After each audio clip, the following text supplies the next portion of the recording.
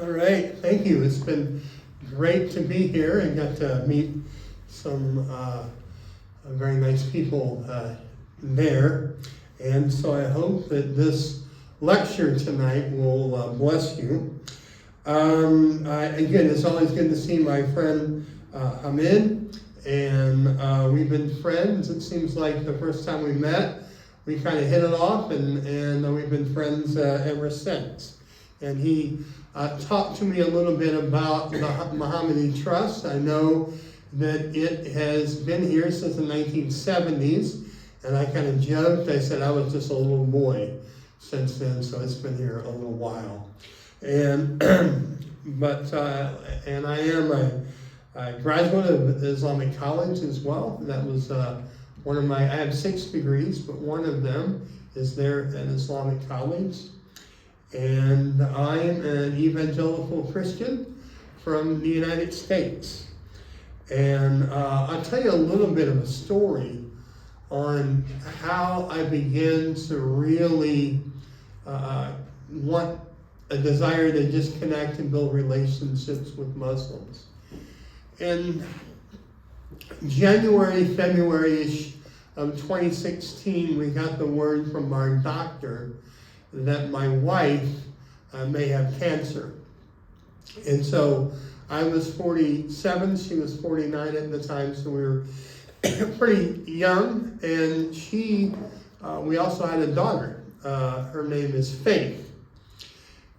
And so when we got word of the severity of the cancer, it shook us. So we were talking and preparing what life might be like without Michelle. Then one day, as we were getting the news, a couple Muslims in my town, one was Zul and the other was Juan. They were from Malaysia. And they came over one day and just sat with us for about 2 hours and just let us talk. And I was so grateful for that moment, because I think one of the things of having friends is when we come and we're able to connect, we're able to unburden ourselves, and I think that's what happened. And a few months later, my wife and my daughter were driving in Michigan, and my wife felt like she was going to pass out. She pulled over to the side of the road. My 6-year-old daughter was in the back seat. And then she did pass out. My 6-year-old then tried to wake my wife up. And she passed away while she was on her lap. And so it was a very tragic event. But a lot of the Christian community came around myself and my family, but so did the Muslim community. And that was part of just a long relationship that we had. And so I have, just in my own desire, I said, how good would that be to have those level of relationships between Muslims and Christians? And so that's been one of my motivations there. Now, what I'm going to do tonight is share with you what the impact of kind of reading about the 6th Imam, Imam Sadi. And what I found interesting is, first of all, his name. It means the truthful one. And so his name becomes synonymous with knowledge and piety. As a matter of fact, he took upon himself to take the hadiths and translate them across the entire Muslim world.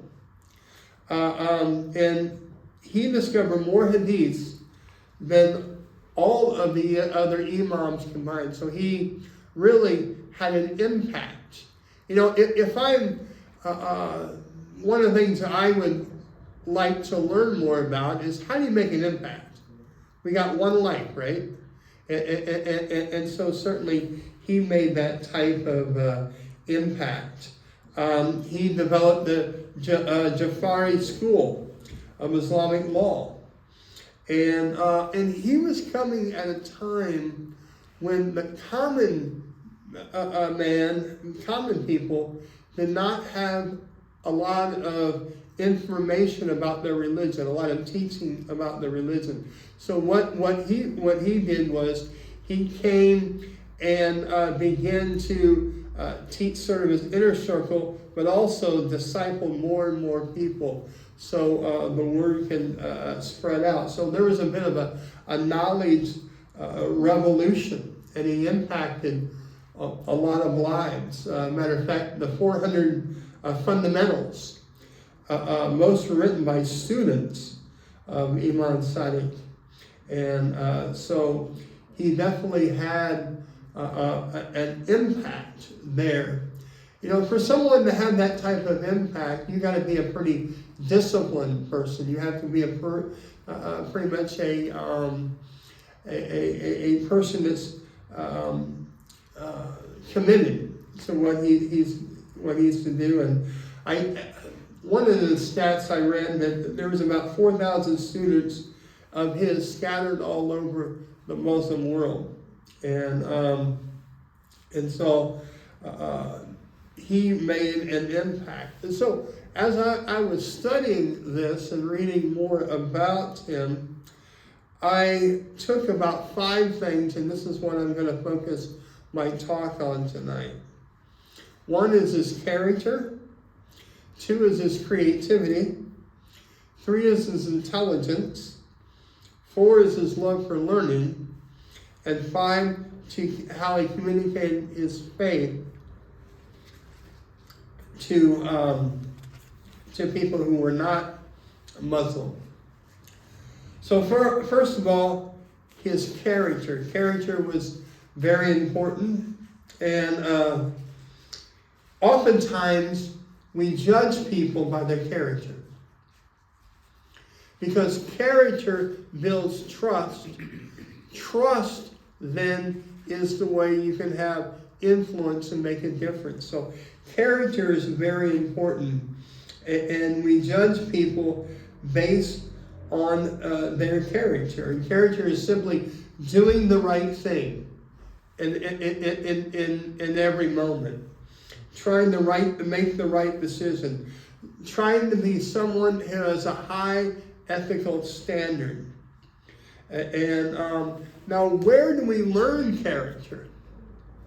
Well, I think we learn character at home, don't we?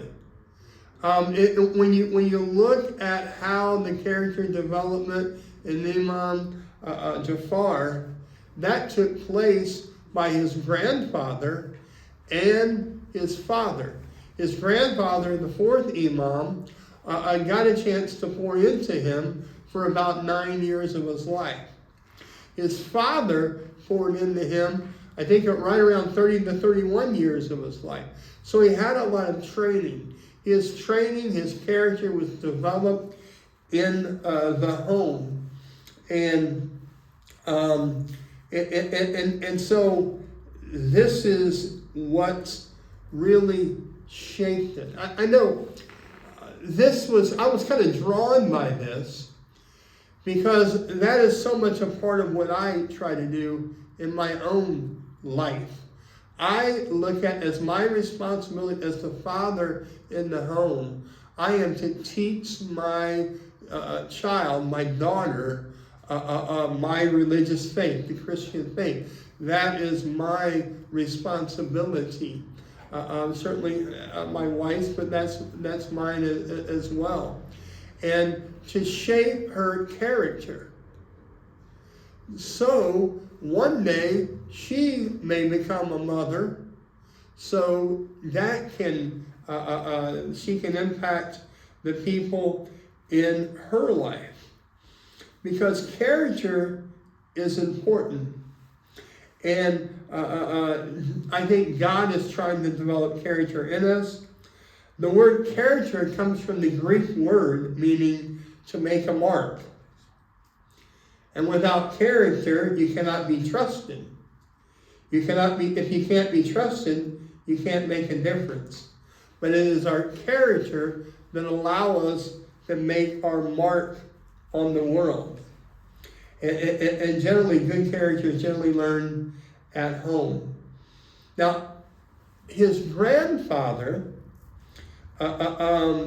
he was very much modeled the Islamic faith in front of his grandchild, because he laid down the foundation of good behavior. And he observed him fasting. He observed him living out the faith at home. And so worship and so on. So his grandfather had an impact. But his father had an impact as well. And he was with him about 30 to 31 years. And he paid special attention to bringing up his son. And what I like about this story, this part, is that he didn't just value religious knowledge. He valued knowledges that went beyond religion.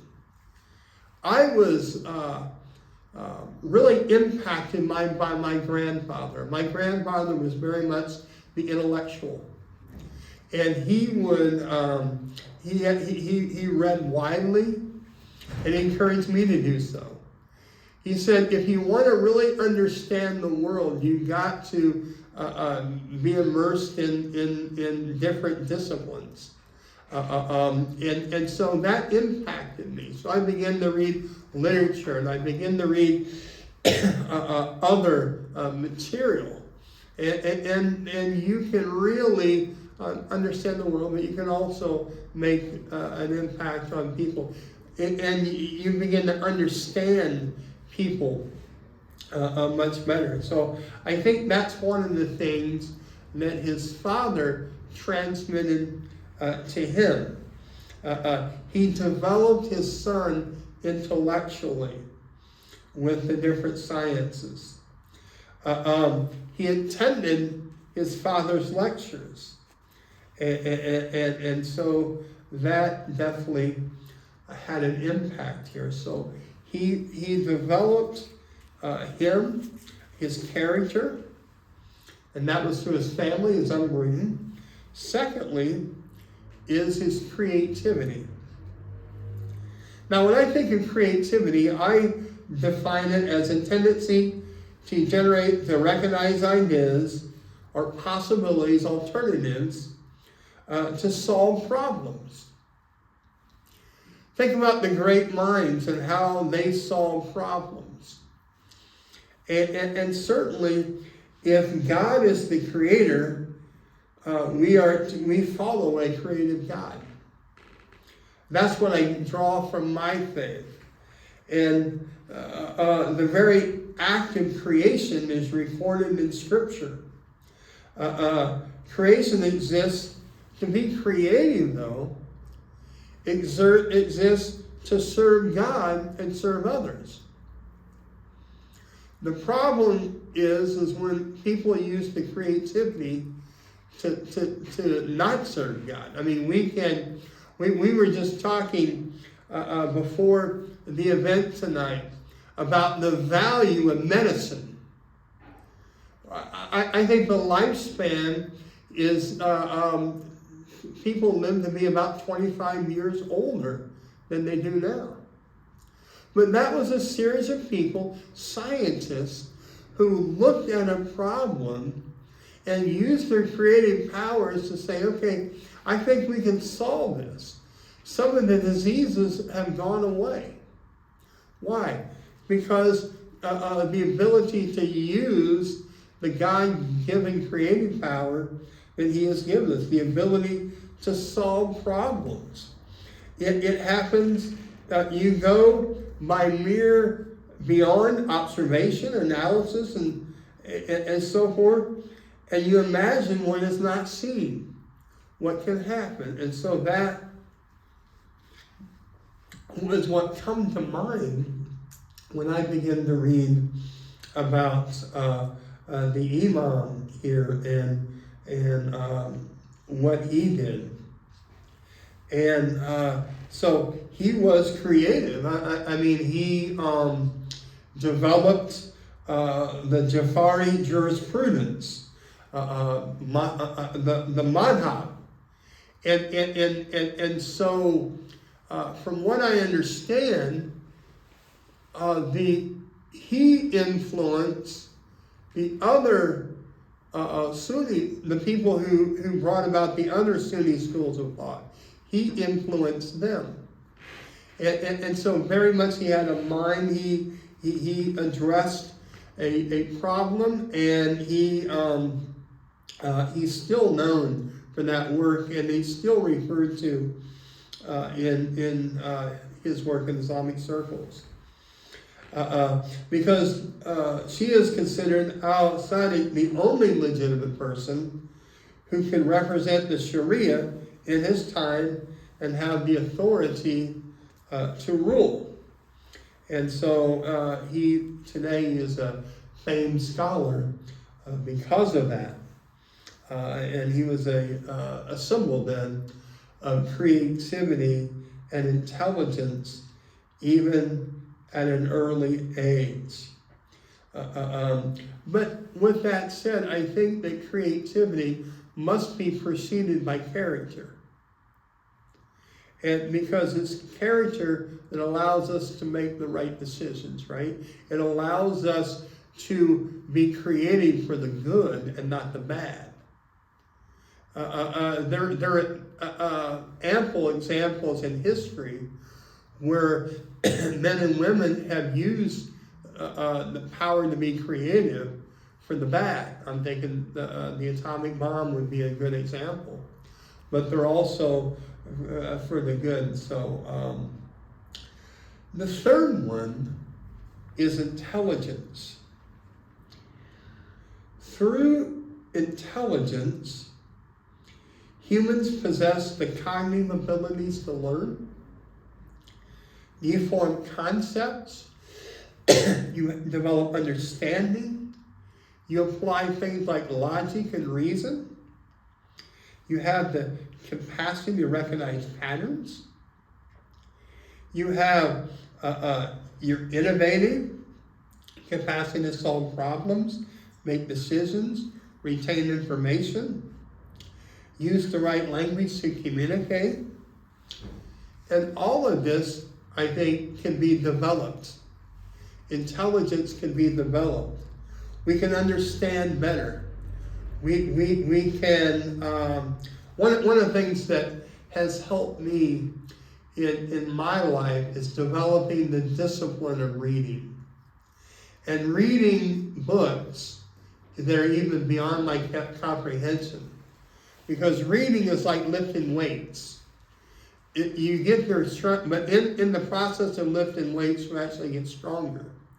In the process of intellectual engagement, developing your intelligence, you get sharper, your mind gets sharper. You're able to make a greater impact. And so that's the concept of intelligence. And for my own tradition, it teaches me to be dedicated to the life of the mind, and the mind should be cultivated. And I'm even to love God with the mind. It says that love God with your heart, soul, mind, and strength. And so what we find in the life of Imam Sadi is this development of intelligence was not just intellectual engagement, it also had to do with religious devotion as well. And so he gave great advice on how to control desires and passions and the like, and how to use that for the faith. And let me read a couple quotes from him, if I may. Mind is the first thing, the origin, the power, the pillar, and the thing that takes no advantage from anything other than the mind itself that Allah decorated for his creatures and lightens it up for them. People knew their Lord by their mind. Through the mind they understand that they are his men. It is the mind that shows that he is the manager and they are the managed. This way they can see that the Lord stays forever and that they will pass away. Another quote, he says, people can infer from the minds on what they have seen as creatures, skies, ground, sun, moon, night, and day. Through mind they can perceive that they have a great creator who is from the beginning and stays forever. They recognize good from the bad, as well as understanding that darkness exists in ignorance, and in the light, in the knowledge. These were what leads them towards the mind. And so what I see here there, the mind is not used for simple intellectual engagement. It goes beyond the mere professional life, and also it is used in the spiritual life as well. Being mindful of God, understanding, developing a worldview that reflects the religious teaching.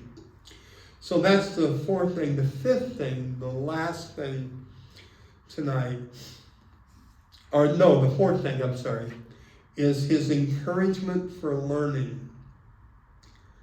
Learning goes hand in hand with the intellect here. And as a whole, because it helps different groups of people share knowledge.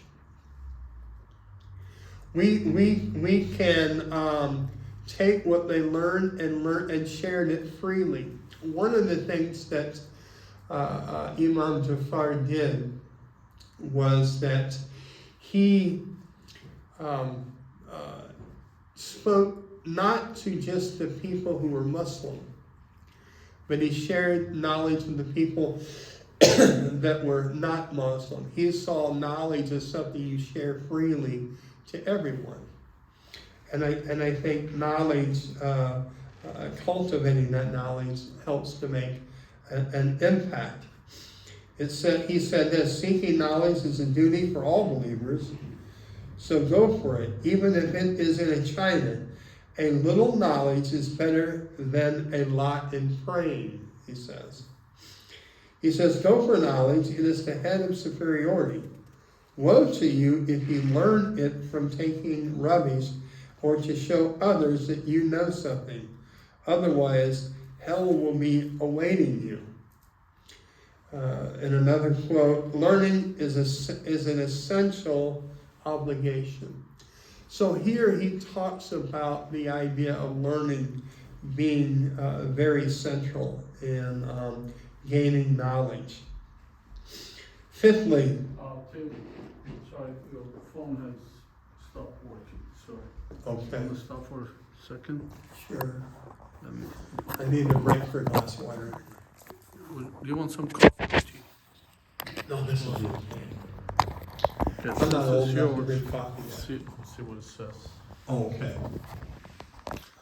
Low battery. There we go. Oh, it's okay now? Yeah. Continue? Yeah. Well, we have to do editing. That's fine. Oh, yeah. Back on. Okay, that's good. Okay. Continue. All right, very good. Wait. I'm put in the middle. Go. Okay. Fifthly, his ability to articulate his beliefs to people who didn't share his worldview. We live in society in a very pluralistic culture, right? We are surrounded by people living that are from completely different worldviews, different religions, and we're living alongside one another. And I think it's important for us to have opportunities to share our faith. I know I try to share my faith with people a lot. And so we may be the only representative of that they may ever hear from. So I think it's important to be able to communicate effectively. Now that happens in words as well, but I think that also happens in one's disposition to be kind and considerate and listening and so on. There's a scripture in the Bible in 1 Peter 3:15 that talks about that. And I won't read the scripture, I'll summarize his points. It says, make sure your heart is right before God. I want to have a right heart before I can share with people. Secondly, be prepared to give an answer to questions that your friend may have. And 3, do it with gentleness and respect. And I think that's a good way. Imam Sadi ordered his followers to treat non-believers with a good temper and to treat them with good manners and leniency. In other words, extending grace and so on. And to tolerate disturbances and irritations. And to connect relationally. And so he talked about that. And I don't think that means that we surrender our core beliefs. I know I'm a Christian. I believe what Christians believe generally. And I can lovingly communicate their faith and have great friendships with people who do not agree with me. And I think that's important. And I've had some of the best discussions, and I've actually learned more about my own faith through the relationships I have with my Muslim friends and other religious believers. So I think that's a good way to grow as a person and to learn more and also grow in your faith. So those are my 5 things that I've learned from the life of Imam Al-Sadiq, and so that's it. Thank you very much. Yeah. Doctor, please sit there. Okay. I'll just announce the Q&A session. Sure. Thank you all for listening, and thank you all for presenting a very insightful lecture on what you have learned from our 6 and 1. We're going to open the floor to Q&A. 1 person, 1 question, and no long comments. Okay. So, anyone who has any questions? I really enjoyed your talk. Thank you very much for sharing. If you could speak louder so it will get recorded on the... So I think what we hear, especially from America, is that society is becoming more and more polarized. Yes. And what I wanted to ask you is, for example, when you speak to, for example, people who come to hear you speak as an evangelical, I mean, how are you able to, for example, to talk to them about Islam, and how is that taken generally across the board? I mean, are people receptive to hearing, let's say, ideas that perhaps they're not familiar with from inception or from their own religion? Yeah, that's a great question. I appreciate that. I think that one of the problems, and I'll have to go back historically, America was founded we were liberated, quote, from, this is difficult to say to a British audience, but we won the war. So we wanted freedom from England, but there was also a fear that there would be other forces come and take away that freedom. One was Catholicism and the other was Islam. So you had Islamophobia very early. You can read the writings of Thomas Paine and others. So it's very much, it's been there for a long time. It's not something that just happened at 9/11. But 9/11 did change the tone of everything. And so it is a problem. The central problem is Christian nationalism. In other words, if someone is fully American, they're going to be a Christian and they're going to generally be white and hold a certain culture. The problem with that's not an American principle. Because what determines it is citizenship, not religion.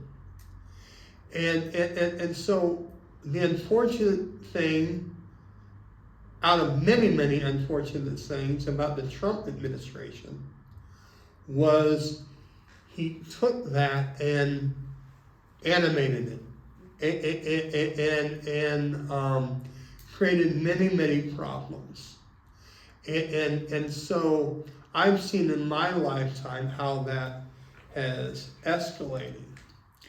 Now, with that said, I would say the younger generation see things different than the older generation. The real, the idea, well, they must be terrorists. I mean, that's a legitimate kind of idea.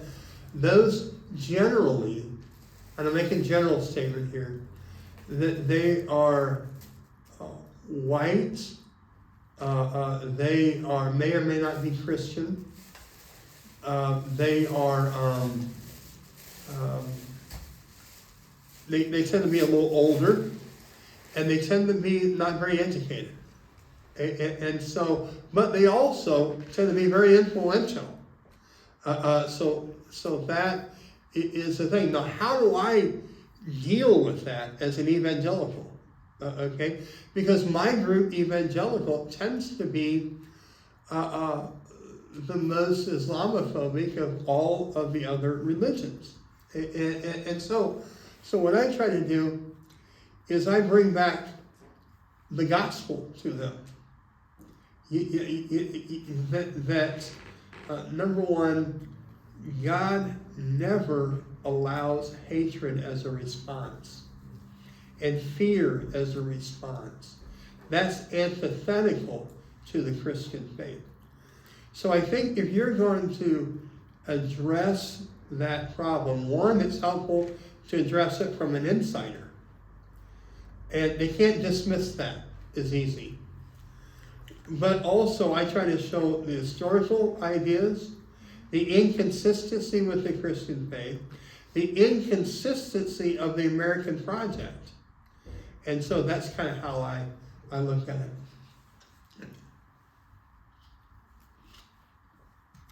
Pardon me for my long answers sometimes. I'll try to shorten them up. Yes? When there are interfaith engagements, they don't attract a large number of people within the community. How do you think we could address that?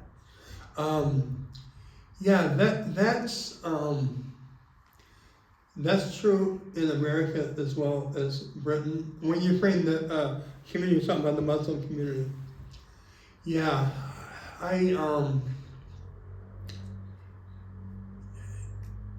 that's a great question. I'm not sure a lot of people have the answer to that, except I think a long-term plan, first of all, finding why, okay? In the United States, what you have, and I think it's the same thing here, in the United States, most Muslims have been there just since 1980. 1965 is when the immigration took place. 1980, there began more and more immigration began to grow. And so you're talking about first and second generation Muslims. And I don't know if the interfaith is part of their background. And I think it's new. Unfortunately, my evangelical friends are not involved in interfaith work either. So I have to guilt them, whatever I need to do to kind of get them involved in this. But I think there has to be creative ways to bring people together. One of the ways I'm doing it is right here, right now. It is I'm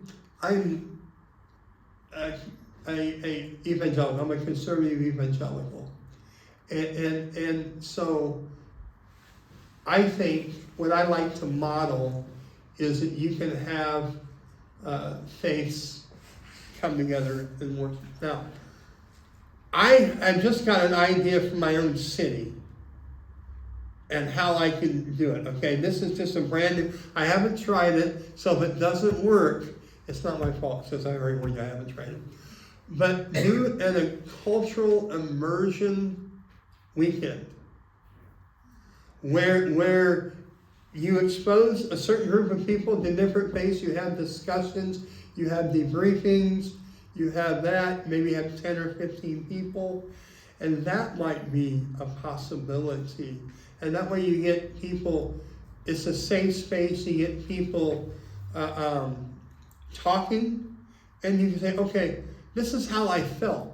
And I think it's okay to be honest. You know, I don't feel comfortable with this.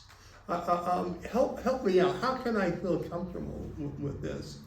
And maybe discussing the religious objections, I think is important as well. And so that would be my advice. Yes? It's an extension of that question. Uh-huh. I think maybe the main issue with people not being involved in interfaith is, one, they think that they are right. Yeah. So I don't need to know what the other person thinks because I know I'm right. Yeah. And the second thing is that, especially in London, the religious communities are very well established. Uh-huh. So I can find my own center, I can find my own schools. I don't need to, so there's no need of communicating with others. Yeah. So my question is, even within the same religion, some people would take it very personal when they are disagreeing on religion. So how would, I mean, you talked about how beneficial the communication is across religions. Yeah. How do you make it easier and not as personal, even when it comes to one religion? Yeah, that's a very good question. One thing, I'm going to answer it in a couple different ways. One thing I think people ask, am I compromising my religious beliefs? Okay. And I think the key is humility, but I want to differentiate there between two types of humility. There's epistemic humility and spiritual humility. And epistemic humility means I kind of surrender the core ideas of my faith in order to get along, okay? And not many devout people want to do that, including myself. I have, you know, I talked about Zul. I said, we agree as a Zul, be a Muslim. You have your freedom, you're not going to offend me, be a Muslim, and believe what you want to believe, and you know, we'll talk about that. And that he gave the freedom to not have to do epistemic humility, but there's spiritual humility. And I think you look for the resources with your own faith that will bring about humility. And humility allows engagement. I always know, whenever I'm talking this, there's going to be misunderstanding all the time. So I know I'm going to be misunderstood, and I'm patient. You have to have extra patience in this type of interfaith engagement.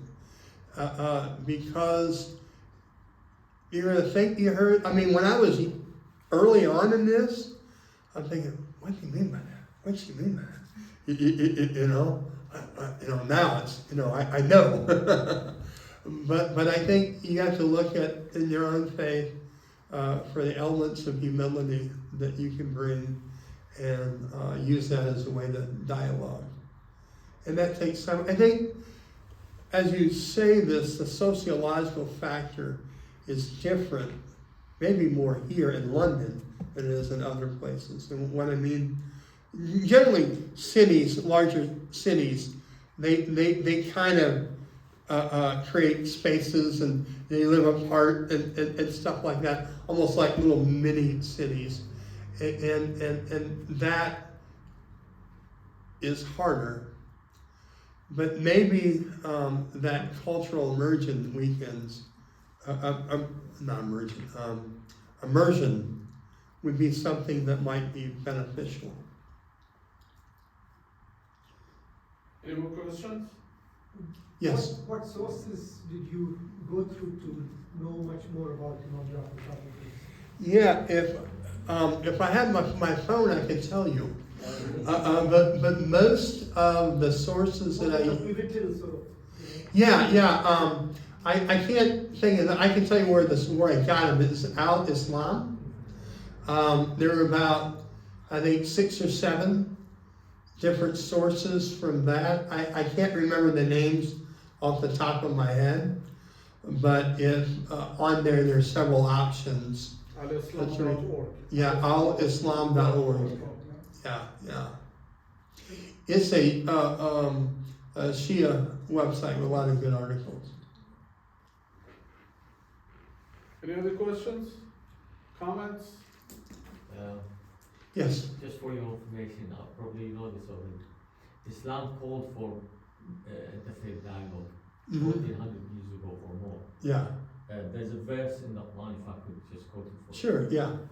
Says, "Say, O people of the book," meaning Christian Jews, come to a word common between us and you, that we worship none but Allah or God, and that we associate not anything with Him, and that some of us do not take any others for lords other than God. And if they turn back, they then say, bear witness that we are Muslims. Now, how would you interpret that verse there? Well, I think because the idea that all religion stems, well, that's what we believe, stems from the same source, and that is, God. And we have a lot of things common with other religions, the Christianity and the Jews, and that is there is only one Lord, one Creator, God. So that's the common thing that we can sort of enter into dialogue, discussion, if you like, so that we reach, because we believe that all the religions, well, I shouldn't call them religions, but different, say, what you call Sharia, faiths, let's say. Faiths. They all, in our eyes, or in Allah's eyes, is Islam. So you join them together, for example, Christianity, Jews, Islam, as a tradition. They're all one religion. Because that's what Allah says, that all these come under the banner of Islam. Not Islam as the surrender, submission to the will of Allah. So that's but things, of course, were not going as in the right direction, that they had different beliefs, different sort of theology. So yes, so Islam encourages this dialogue. We not to be sort of build a fence or a barrier between us. I think that would go to the question that was over here, that there is a scriptural mandate for interfaith relationships, and I think that goes to the different kind of humility, not epistemic humility, but spiritual humility. And you mentioned actually a good point. When it comes to discussion and interfaith, it should be with respect, with humility, no hatred. Right, right. Because we get some people when they talk to each other, whether Christian or Muslims, they have a certain opinion about the other side, so the opponent, if you like, and they immediately sort of classify them or demonize them. That's, Yeah, that's not yeah. dialogue anymore. Yeah. It's not Right, dialogue right. anymore. So When it that's happens- not a healthy way to discuss Right. things. Yeah, I think the idea of, one of the problems in our age that kind of prevents that is YouTube. And you have the loudest voices, the polemics, the loudest voices, they don't really do any good in having dialogue and really build relationships. It's always, I'm there to win the argument or humiliate or whatever, and I don't think that's a good way. YouTube is the virtual version of the Hyde Park corner. Yeah. Well, okay, please go ahead. Peace be with you. Thank you so much for the beautiful talk. Oh, yes. I think I was motivated to come here because as a student of the Shia tradition, it's easy to become comfortable in certain personalities. And so seeing the same personality but from another perspective is really insightful and really enlightening. So thank you for Yes. sharing. So glad for the opportunity. Thank you. Just a quick personal question. Not too personal. Your background, you're a doctor in the university, yeah? Yeah, I teach at a university. But you spend a lot of time sort of researching Imam Ja'Far alayhi salam, Imam Sadi alayhi salam, from what you told me. Yeah. Did you or have you used this material into your lecture? Or? This is the first time I've done this particular lecture. Yeah. And so, but by the end of the 2 weeks, it will be the 10th time because I'm doing this lecture several other times. I'll be here in London a few times. I'm going to be in Aberdeen and what is it? Edinburgh and Glasgow, and it's going to be on media as well. So. Do you intend to present this to your students in the university? Sure. Yeah. I don't shy away from that. I think we should really learn about religion, and so particularly religion that they're not familiar with. Most of my students come from a Christian background, and so I think that's very healthy. Yeah. Do you think all the knowledge which Imam Ja'Far Al-Sadiq gave us was acquired knowledge, or there is an element of divinity in that? Because as a doctor of medicine, we have learned so many things which we are now understanding, were said by Imam many years ago. I know that many things are given in our holy book. In fact, to all the people who don't know, if you want to know about embryology, you go to the chapter of human reproduction in the holy book. Absolutely ditto it is given what is given in my R.J. Lass anatomy book, which I read for FRCS. Similarly, things about human body, like he said 206 bones in the wood at that time. So was that all acquired knowledge, or was there an element of divinity in it? Yeah.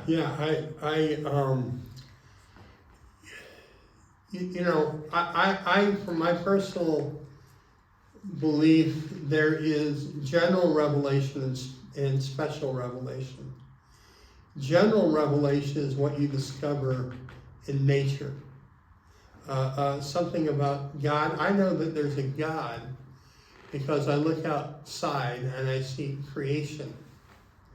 And there had to be something with all that creation, there had to be a creator. So that is general revelation. And so we can discover things that way. Special revelation is through God's Word. I would say the Bible, you would say the Quran. And John Calvin said this. He said, general revelation is looking at God with your glasses off. Special revelation is looking at God with your glasses on. And because it's more clear. Because it's given by God. So Which one, with or without? Would you have to have both to have a holistic view? yeah, I think that there are some things that are revealed in Scripture, and there's some things about God that we maybe weren't addressed, but we can understand them. Okay? For instance, we can understand that God had a lot of care in His creation. And the reason why we understand that is because all the intricacies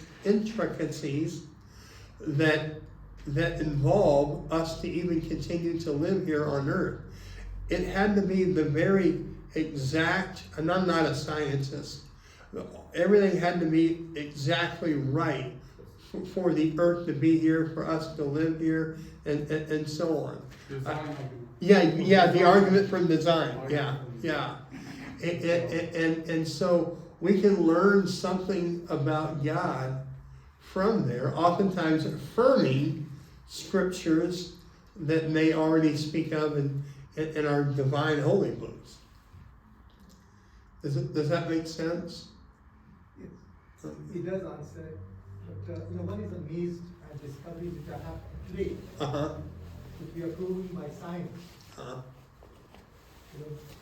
To that microscopic level, to that atomic level, to that subatomic level. And one wonders how that was known to the Imam, how he could get that knowledge. Because Allah communicated. Allah communicated. Yes, this is what I asked. Well, thank you very much all for coming. Yeah. I would like to present Dr. Tim Orr with the book Oh, yes. attributed to the person that you referred to, Imam Sadi, All right. grandfather of Hazrat Sadiq alayhi salam. All The right. book is called The Psalms of Islam. It's a book that Mohammedan Trust commissioned to translate. William Chittick translated it many years ago. It's a great book. It's a very nice edition. And we're going to give it to you as a gift. Oh, well, thank you very much. I really appreciate So that. you will enjoy all the prayers and Yes. supplications that Very good. the fourth Imam of the Shias did, on different occasions. Very good. And maybe I can learn Maybe you can learn Arabic. the Arabic as I'm going through It's this a in bilingual English. edition. There you go. It's a bilingual edition. Very good. And for those of you who are interested in buying our books, there are books there. There's also coffee and the biscuits at the end. Those of you who have not signed up on our mailing list, please write it on a piece of paper and give it to me. Are you on our mailing list? Because I haven't seen the ladies contingent except for Sister Alia. All the faces are new faces. If you could write your email address, we'll add it to our email and for all our future seminars. That brings it to an end, and hopefully we'll have another seminar pretty soon. Thanks a lot. Appreciate it. Thanks for coming. Thank you. Now, biscuits or cookies, right? Biscuits. Okay, cookies, okay. Cookies. That's the British. Yeah. British thing. All right. Good.